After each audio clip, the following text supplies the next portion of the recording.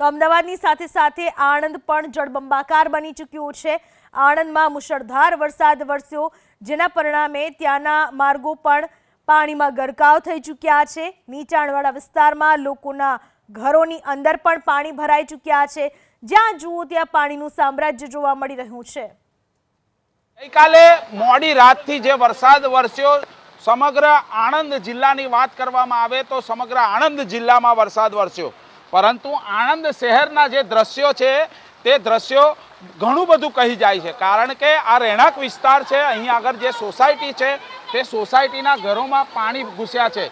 નયા વતન નામની આ જે સોસાયટી છે તેમાં પાણી ઘૂસ્યા છે, એટલે જનજીવન છે તે પ્રભાવિત થયું છે। અહીં આગળ રહેતા લોકોને પારાવાર મુશ્કેલીનો સામનો કરવો પડી રહ્યો છે। એટલા માટે જ અહીં આગળ ઘણા બધા એવા મકાન છે કે તે તાળું મારી અને પોતાના સગાવાલાના ઘરે પહોંચી ગયા છે। આપણે એક મકાનમાં જવાનો પ્રયત્ન કરીશું, કારણ કે કેમેરામેન રાજ ભાવસાર આપણાને તમામ જે દ્રશ્યો છે તે બતાવી રહ્યા છે।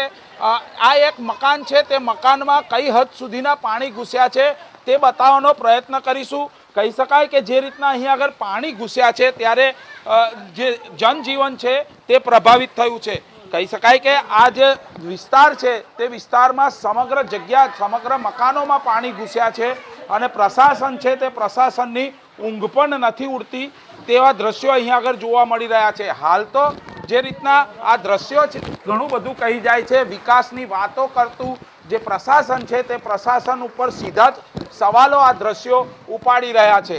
હાલ આ મકાનમાં જે રીતના પાણી ઘૂસ્યા છે ત્યારે જે ઢીચણ સુધીના પાણી ઘૂસતા જ અહીં આગળના જે લોકો છે તે અહીં આગળ જે રીતના પ્રશાસનનો વાંક કાઢી રહ્યા છે। કારણ કે ચોક્કસથી વાંક તો કાઢે જ, કારણ કે જે દ્રશ્યો છે તે ઘણું બધું કહે છે અને લોકોને જે માંગણીઓ હોય છે જે પૂરી નથી થતી તે માટે લોકો અહીં આગળ પ્રશાસનને પણ વાંક કાઢી રહ્યા છે। બીજી તરફ વાત કરવામાં આવે, આપણી સાથે અહીં આગળના રહીશ જોડાયા છે, તેમની સાથે સીધી વાત કરીશું, કારણ કે મકાન માલિક છે। શું તકલીફ પડે છે તમને?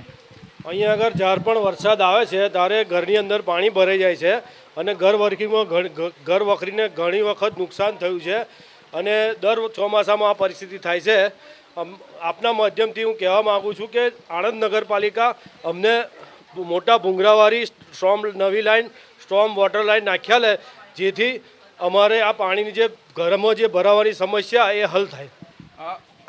આ જે રજૂઆત તમે અત્યારે જે કરી રહ્યા છો તે રજૂઆત પ્રશાસનને કરી છે? હા, અગાઉ બી આ પ્રશાસનને અગાઉ પણ રજૂઆત કરેલી છે અને એ લોકોને પણ ખબર છે કે આ રીતે પોઝિશન છે, પણ એ વાલા દવલાની નીતિ અપનાવે છે।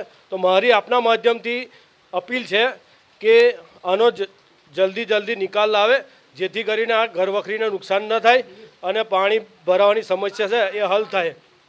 જે રીતના લોકો અહીં આગળ પ્રશાસનને વાલા દવડાની નીતિ છે તેવું પણ કહી રહ્યા છે, કારણ કે ઘણી બધી એવી જગ્યાઓ છે કે જ્યાં આગળ પ્રશાસને કામગીરી કરી છે, પરંતુ અહીં આગળ પ્રશાસન ફરક્યું પણ નથી।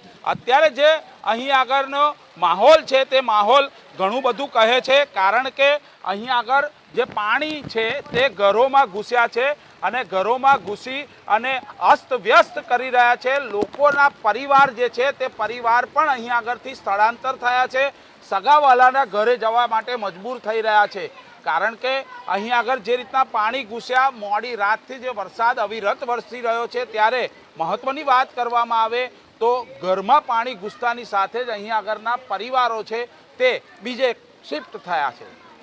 કેમેરામેન રાજ ભાવસાર સાથે જલ્પેશ પટેલ, એબીપી અસ્મિતા, આણંદ। મેઘ કહેર આણંદમાં જે રીતના મોડી રાતથી વરસાદ વરસ્યો ત્યારે ઘણા એવા વિસ્તારો છે જે નીચાણવાળા વિસ્તારોમાં પાણી ભરાયા, પરંતુ આ લોટિયા ભાગોળ પાસે આવેલું તલાવના દ્રશ્યો છે। તલાવ છલોછલ ભરાઈ જતા ઓવરફ્લો થયું અને ઓવરફ્લો થતાં જ તલાવના પાણી રસ્તા ઉપર ફરી વળ્યા, એટલે કહી શકાય કે અહીં આગળ અવર જવરનો જે રસ્તો છે તે ક્યાંક ને ક્યાંક વાહન ચાલકો માટે બંધ કરી દેવામાં આવ્યા છે, પરંતુ કેટલાય વાહન ચાલકો એવા છે કે જીવના જોખમે અહીં આગળથી પસાર થઈ રહ્યા છે।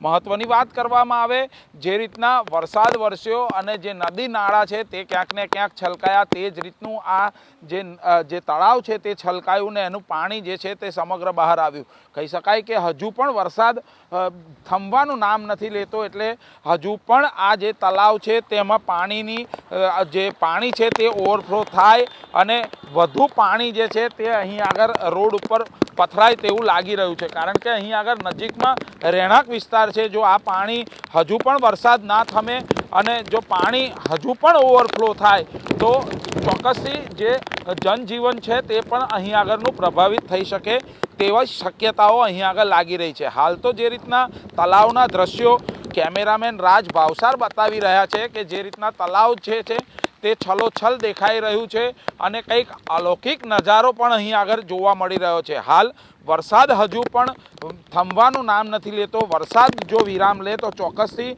આ જે પાણી છે તે પાણી ઓસરે, પરંતુ એક બાજુ વાદળમાંથી જે રીતના આકાશમાંથી કહેર વરસાવી રહ્યો છે વરસાદ, અને જે રીતના અત્યાર સુધી નહિવત ગણાતો હતો વરસાદ, પરંતુ હવે ક્યાંક ને ક્યાંક 2 દિવસથી જે વરસાદ વરસી રહ્યો છે ત્યારે સમગ્ર આણંદ શહેર છે, જેના નીચાણવાળા વિસ્તારો છે તેમાં પાણી ભરાઈ ગયા છે અને પાણી ભરાવાના કારણે જનજીવન છે તે પણ અસ્તવ્યસ્ત થતું દેખાઈ રહ્યું છે.